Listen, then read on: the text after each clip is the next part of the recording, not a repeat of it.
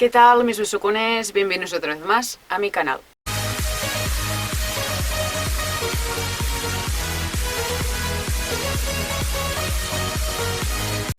Hoy por fin voy a reaccionar, que me lo habéis pedido muchas veces, qué opinan los británicos de los argentinos y obviamente cómo pelearon vosotros, los argentinos, en las Islas Malvinas, en esta trágica escena y historia.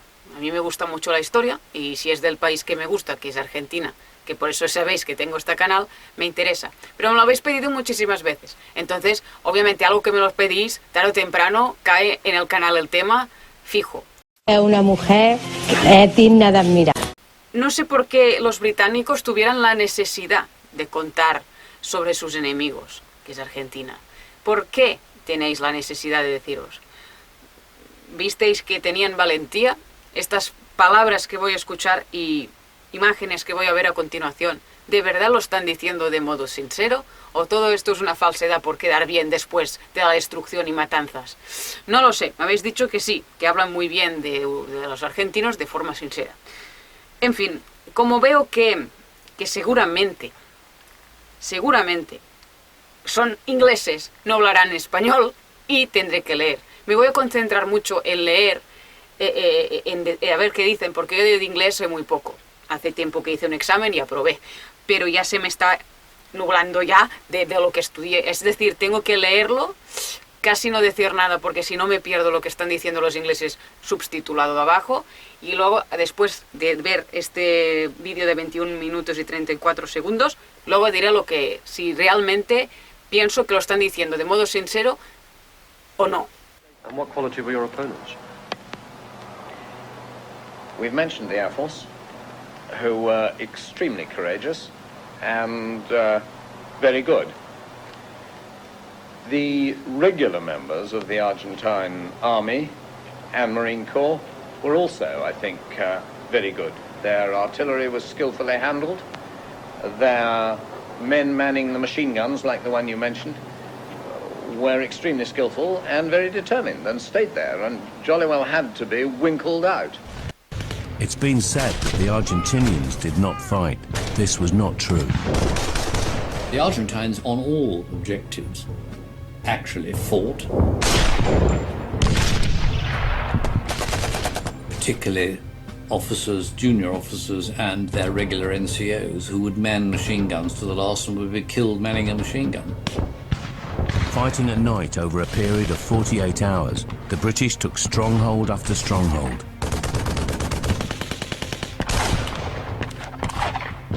Each mountain posed its challenges, and each produced ever more wounded men.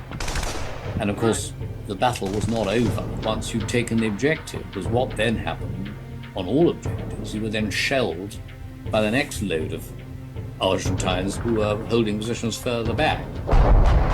On the 11th of June 1982, British troops in the Falklands were preparing surprise night attacks on a series of heavily defended mountains around Port Stanley. The Argentinians now realized that they were under attack. Rifle and machine gun fire, mortars and grenades rained down on the British troops. It was a gutter fight in the dark, close quarter fighting. Argentines were fighting from behind rocks, a case of throwing grenades over rocks, going around, one man going, other men covering them. Range of visibility really quite short. Eventually our section got pinned down by 2.5 machine guns close to the summit and some riflemen. And for a while we were actually, you know, they had actually gained the momentum and gained the initiative from us. It was pretty close, because guys were going down all around you. At one stage we were going, me and another colleague were going up, and next thing he just dropped. And he'd been shot right in the eye there with a 50 caliber machine gun. No chance, he was totally dead. Three parachute have swept over Longdon, but there was a nest of conscripts around a 50 caliber machine gun halfway along it who said, "Nah, you're not taking this hill just yet." And that's all it took. I mean, you can be as hard as nails and as well equipped as you like, but if you come against people who are prepared to stand their ground, you're going to lose men.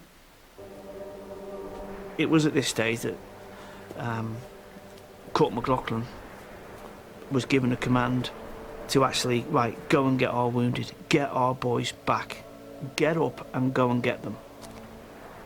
I moved out and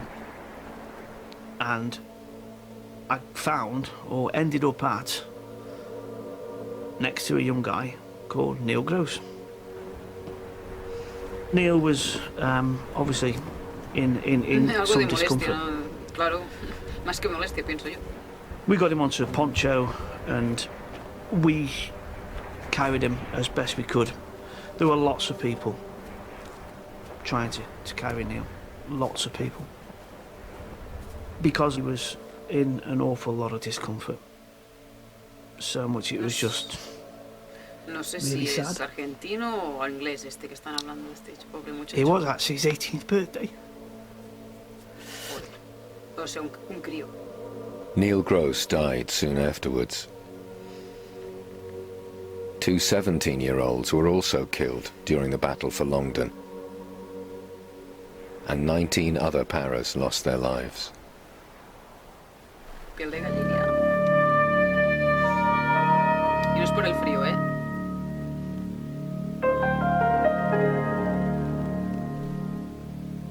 Las balas ahí metidas.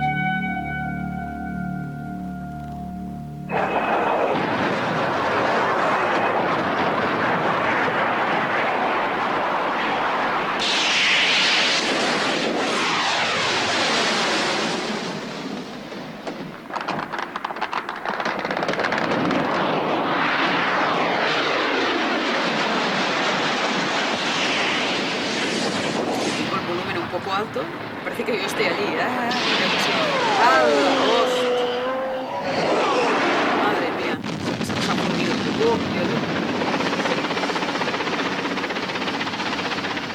If you're a fast jet pilot, you've got to be good or you're dead. I mean, it doesn't matter which country you come from, because they've got to have bloody good reactions, they've got to be good. And the Argentinians, if you imagine, well, how are they, sort of racing drivers, polo players? I mean, what better sort of chap to have sitting in a fighter? They knew what they were doing. They knew how to attack the ship.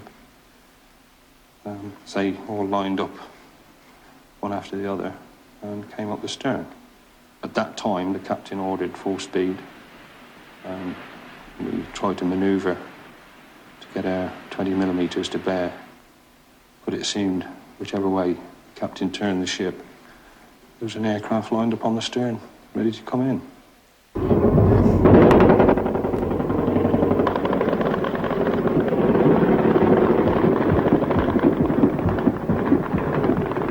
They came in again.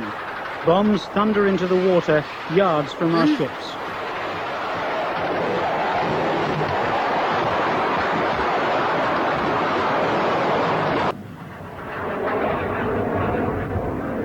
Casi no se ve el avión.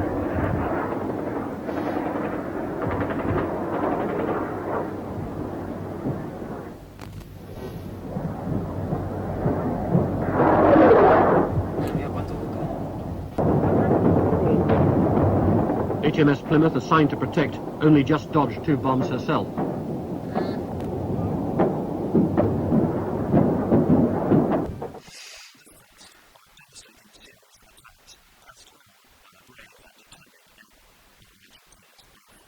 Argentina. Me gusta como lo dicen también.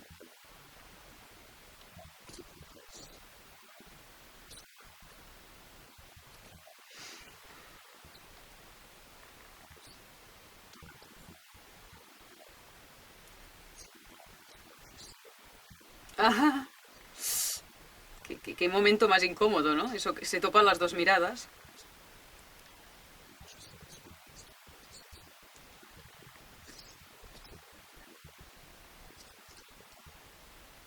La mirada penetrante.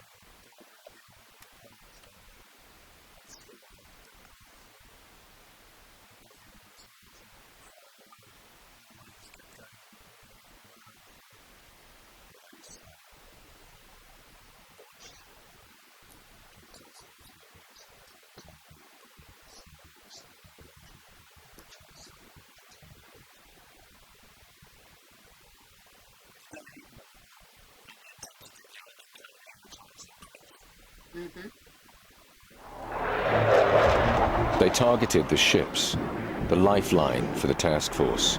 How the British task force commanders have underestimated the determination of the Argentine pilots. Ship after ship in San Carlos water was hit by Argentinian aircraft. The British christened the bay Bomb Alley. El callejón de los bombas. This was the first time I'd seen ships sunk by enemy action in my life. I was watching Antelope, and suddenly a huge explosion in front of my eyes. Ooh. Large parts of her superstructure flew up into the air. I remember that explosion echoing round. Echo. No me extraña. And then followed by a series of other explosions that went all night. It was a shock to see one's own ship explode, burn and sink before one's eyes.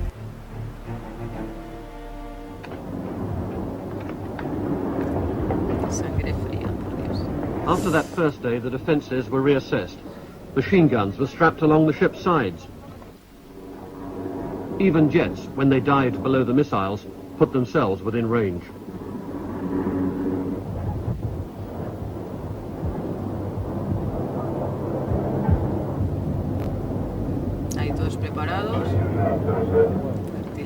The Bofors guns aboard HMS Fearless claimed 2 planes. The gun crews, mostly 17 years old, who had more battle experience than anyone else in the Navy. Sophisticated electronic watchdogs to protect us all. It's odd then that we get the greatest comfort from the old Second World War Bofors guns by the bridge. The crew on Bofors port gun have already claimed 2 hits and another probable, and we want to believe them. Up on the decks now, almost as an afterthought, general-purpose machine guns have been mounted by Royal Marines commandos as additional air defense. Odd, we thought, with so many millions of pounds worth of missiles around us, that such a makeshift weaponry should be necessary. But fired together and in the same direction, and a pilot would have to fly through a wall of lead. The Galahad was lightly armed, and the Welsh Guards had no defence against air attack. They actually hadn't seen the Argentine Air Force at work, because for the 5 days they'd been there, the bad weather had kept the Argentine Air Force away. So they hadn't seen how deadly those guys could be. And I can tell you, if I'd been on board that ship, I'd have swum ashore rather than stayed there.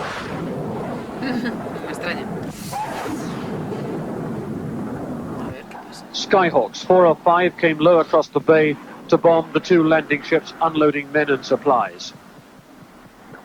Although missiles were fired, proper air defences hadn't yet been installed. One of the ships, the Galahad, burst into flames immediately.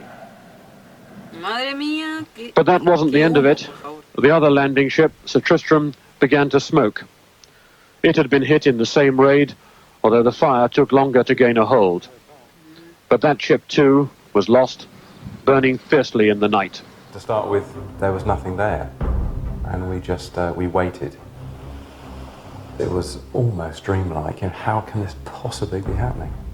And then, but very soon, the realization hits, and there it was going on around us. Jets just came pouring over the hills. They were firing at us and dropping bombs and firing rockets, but they were so low, so small and so fast that you think there's just no way we're going to hit them. We, of course, were shooting back. There was all the troops that had got ashore on the hills around were shooting up, and the noise was just colossal. It was a fantastic, terrifying sight. Aircraft flying and firing at the ships. The British warships were being relentlessly targeted from every direction. When you're on a warship and you hear over the broadcast, brace, brace, brace, that means you're about to be hit. And I suppose, quite unashamedly, you think, please not me. You could hear the countdown over the radar, 4 planes approaching from the east, 25 miles, 24 miles, and it's seconds apart because obviously they're going so fast. 5 miles, 3 miles, and you think they're coming straight over us. Are they going to attack us? Have they got extra set? And then they'll say, overhead, and you just close your eyes, and then you'll hear 1 mile to the west and you breathe out because it's gone. The news coming in wasn't really good about what was happening. And we didn't realise quite how many boats would be hit with bombs that weren't going to explode. The enemy were flying so low to avoid our anti-aircraft systems that many of their bombs weren't exploding when they hit our ships. Making the bombs safe now fell into the hands of the diving team.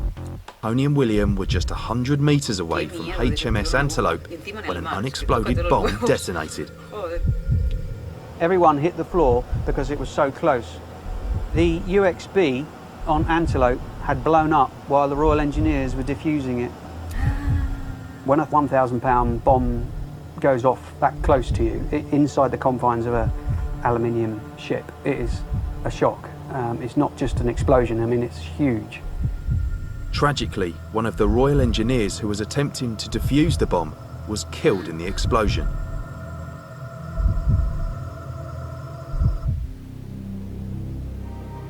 Burney successfully removed the bomb from the Galahad. Naval disposal teams cradled unexploded bombs off 6 other ships. If these bombs had detonated on impact, the British campaign would have been stopped in its tracks. Then 4 days after the landings, the Argentinians struck another devastating blow. Exocet missiles hit a vital British supply ship, the Atlantic Conveyor. It was carrying 4 giant Chinook helicopters. 3 were destroyed. It was perhaps the single greatest setback of the war. I had been preparing a plan to move my brigade forward onto the high ground overlooking Stanley, and the key part of that plan was 4 Chinook helicopters. In the rush to pack equipment onto the task force ships, crucial errors had been made. The destruction of that one ship changed the tempo of the whole war, as far as we're concerned.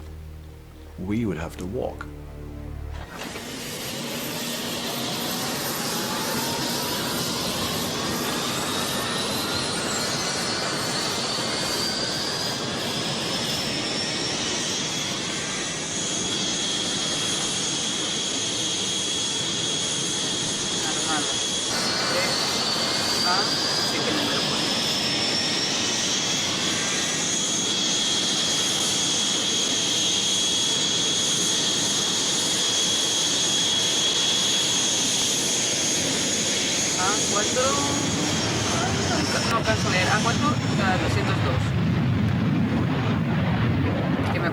They took off from airfields in southern Argentina, equipped with Exocet missiles, and went in search of revenge.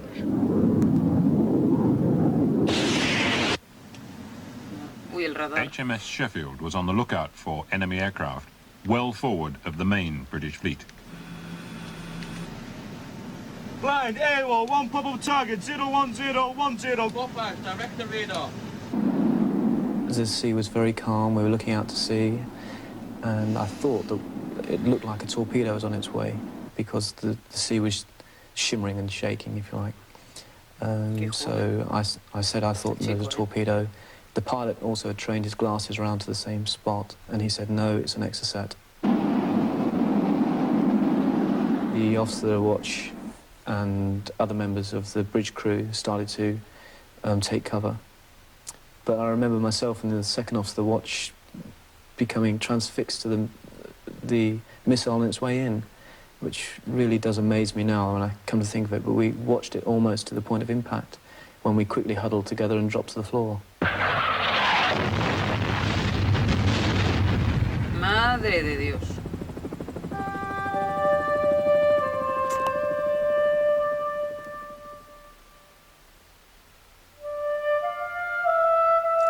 Los enfermeros, me imagino.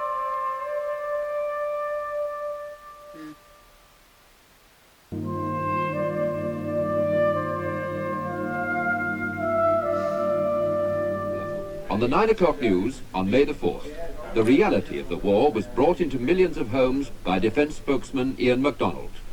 In the course of its duties within the total exclusion zone around the Falkland Islands, HMS Sheffield a Type 42 destroyer was attacked and hit late this afternoon by an Argentine missile. It is feared that there have been a number of casualties, but we have no details of them yet. Britain has suffered its first major losses in the Falklands conflict. The Ministry of Defence announced tonight that the destroyer Sheffield came under an Argentine missile attack. It later sank. All the crew who got out of the ship have been picked up, but the ministry spokesman says there were casualties. He didn't say how many. HMS Sheffield, one of the most modern warships in the Royal Navy, normally has a crew of nearly 300 men. As well as her loss, a Sea Harrier was shot down and its pilot killed.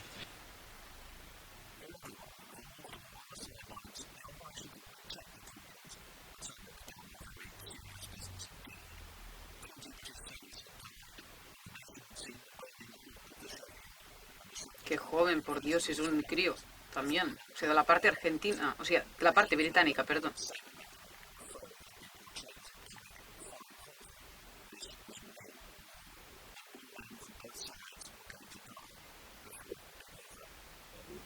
And Portsmouth, home base for HMS Sheffield, was a city in mourning. Francis Coverdale has been there.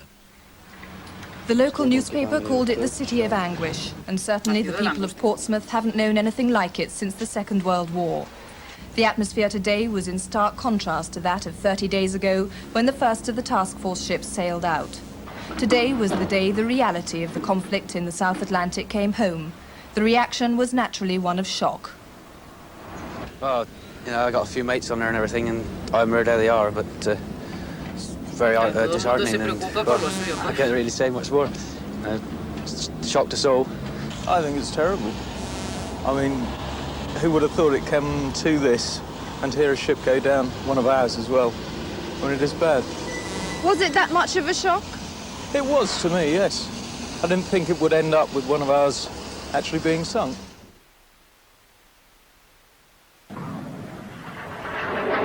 The British commanders had seriously underestimated the Argentine Air Force, committing its planes and its pilots with an almost reckless willingness.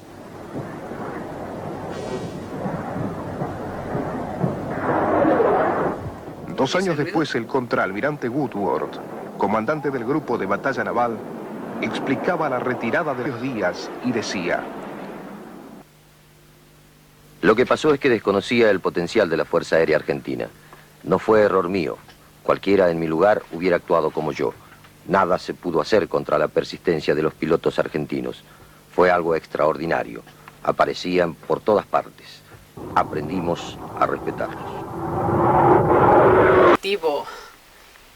Que os hayan valorado, menos mal que dicen cosas positivas con máximo respeto, no hay insultos, es que igualmente YouTube no tolera los insultos, y un documental en esa época tampoco, con insultos no vamos a ninguna parte. Después de matarlos mutuamente, por desgracia, por tener algo, que en principio, que yo sepa, era de Argentina, pero también me habéis comentado que era un lugar estratégico, por eso lo querían los británicos, eso no lo sabía, lo desconocía. Voy conociendo a medida que me vais respondiendo, reaccionando, leyendo también, cuando tengo mis tiempos libres, intento informarme más de este tema. Pero ha sido curioso ver la parte británica, porque claro, yo había visto la parte vuestra, por la Argentina desde el aire, muy bien explicado, un documental excelente, pero no había visto la parte británica. También es interesante. No me interesa tanto los británicos como los argentinos, no es por desmenospreciar, pero yo lo opino de esta manera. Si sabéis qué opino de los británicos, os dejaré por acá un vídeo que hice semanas anteriores de qué opino de ellos, con todo respeto, sin insultar, por favor, porque si no, esto no funcionaría ni en YouTube, y yo como persona tampoco, no me gusta faltar el respeto. Cosas que me han impactado más, las bombas que estaban debajo del mar, que tenían que desactivarlas porque podrían explotar igualmente. Ostras, es que qué trabajo más, es que no hay palabras, ese trabajo también, ostras, es que no sé qué tipo de trabajo es peor. El que tira la bomba también puede ser cazado, como me han dicho. El buque también se puede defender, por lo que he visto, obviamente no será un buque inútil ahí tirado en el mar, obviamente que no, pero los que desactivan la bomba, de parte de los ingleses, también sin palabras, tienen que ser muy valientes. Y 1 murió y 6 fueron desactivadas. No tenía ni idea, otra cosa que he aprendido nueva, y se agradece, ¿no? No tenía ni idea que debajo del mar sí que pueden explotar las bombas, me imagino, pero yo pensaba que como ya están sumergidas en el mar, como no ha llegado su objetivo, que es bombardear el buque, pensaba que no explotarían. Aquí en España, en las guerras que tuvimos, también encontraron muchas bombas que no se habían activado, que estaban inactivas, pero claro, aunque pasen muchos años se pueden desactivar. Interesante. Pero debajo del mar no se ve que había esta posibilidad. Yo pensaba que el agua, al entrar dentro de la bomba, pues a lo mejor se estropeaba. Pero bueno, y luego también sería tirar una bomba inútilmente, porque si no has tenido la suerte de apuntar, cae el agua inútilmente y luego no colisiona, también es dinero gastado. Pero bueno, que ha sido interesante. Y vuelvo a repetir lo mismo, menos mal que han tenido la certeza de valorarlo como personas, todos somos personas, y como muchos argentinos salían, claro, estoy preocupado por mis compañeros, es que cada uno se preocupa por lo suyo, obviamente por sus compañeros, por sus compatriotas y sobre todo por su país y por ganar. En eso trata una guerra.